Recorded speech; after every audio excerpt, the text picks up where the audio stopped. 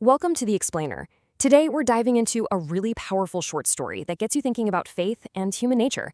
It's called A Letter to God by G.L. Fuente. You know that old saying, faith can move mountains? Well, this story really puts that to the test. We're going to follow a simple farmer named Lencho, whose faith is so strong it kicks off this chain of events with a twist you won't see coming. All right, so let's set the scene. Picture this, a lone house sitting in a valley. This is where we meet our main guy, Lencho. He's a farmer, and I mean his entire life, his family's survival, it all comes down to one thing, a good harvest. Now, Lencho knows his fields like the back of his hand. He spent all morning just staring at the sky, waiting. And then he sees it, clouds rolling in. He is just filled with hope, and he turns to his wife, to share the amazing news. Rain is finally on its way. And when that rain starts, Lencho is absolutely ecstatic. But here's the thing. He's not just seeing water. To him, this is money falling from the sky. It's the promise of a great year. He's literally looking at the big drops and thinking, those are 10-cent pieces, and the small ones are fives. That's how much this rain means to him. But that joy doesn't last long. A strong wind kicks up, and that beautiful, promising rain, it turns into a nightmare, a destructive hailstorm. Those new coins he was so happy about, they're now just hard, damaging balls of ice, completely destroying any hope he had. And it just keeps coming. For a whole hour, this hail just pounds the valley, the house, the garden, his entire cornfield. It's all just gone. Everything is destroyed.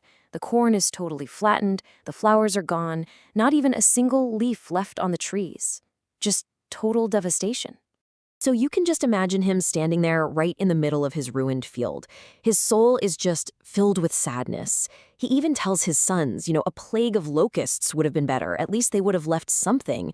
But this storm, it left them with nothing. Just a sorrowful, hungry future ahead. Okay, so what do you do in a situation like that? I mean, it's an absolute crisis. There's no one around to help. But Lencho, he doesn't give up. He doesn't fall into despair. Instead, he clings to one single powerful hope. See, he was taught that God sees everything, right? And he believes it with his entire being. He is absolutely convinced that God will not let his family starve. This isn't just him, crossing his fingers and hoping. For Lencho, this is a sure thing, an unshakable certainty. And this is where a really important detail comes in. Lencho, this guy who works like an ox in the fields, this simple farmer, he knows how to write. And that skill is about to change everything. The next Sunday, he comes up with a plan, a really direct and honestly pretty bold course of action. What does he do? He sits down and writes a letter. And this isn't some vague, please help me kind of letter. Nope. It's super clear, direct, and practical. He lays out the whole problem, he says exactly what he needs to fix it, and he even names a price, 100 pesos. And the address on the envelope? He just writes, to God. That's it. He puts a stamp on it, drops it in the mail, and that simple act, well, it's about to set off a chain of events that is just incredible. So can you imagine what happens at the post office? This letter shows up and it causes a huge stir. The postman finds it and he's just baffled. I mean, in his entire career, he's never seen an address like that. He takes it to his boss, the postmaster, and when they see it says to God, they both just start laughing their heads off. But then the postmaster's laughter fades. He gets serious because he's genuinely amazed by the sheer force of this person's faith. He's not just laughing at it anymore, he's actually moved. He deeply admires this kind of profound, unwavering belief in God. So he thinks to himself, I can't let this guy's faith be broken. And he comes up with this amazing, generous idea. He's going to answer the letter. But he quickly realizes, goodwill alone isn't going to cut it. This letter needs money. So he starts a collection. He gives part of his own salary and asks his employees and friends to pitch in for what he calls an act of charity. Now, getting the full 100 pesos, that was impossible. But he did manage to get a little more than half of it together. He puts the money in an envelope, and to make it perfect, he signs the letter with just one single powerful word, God. All right, so the stage is set for this really heartwarming ending, right? The next Sunday, Lencho shows up at the post office, and he's not just hoping for a letter. He is expecting one. He is fully confident he's going to get a reply from, well, the highest authority there is. And when the postman hands him the envelope, Lencho doesn't show even the slightest bit of surprise. Not at all. His faith is so absolute that getting a letter back with money inside, well, that's just what was supposed to happen. No shock, no awe, just confirmation.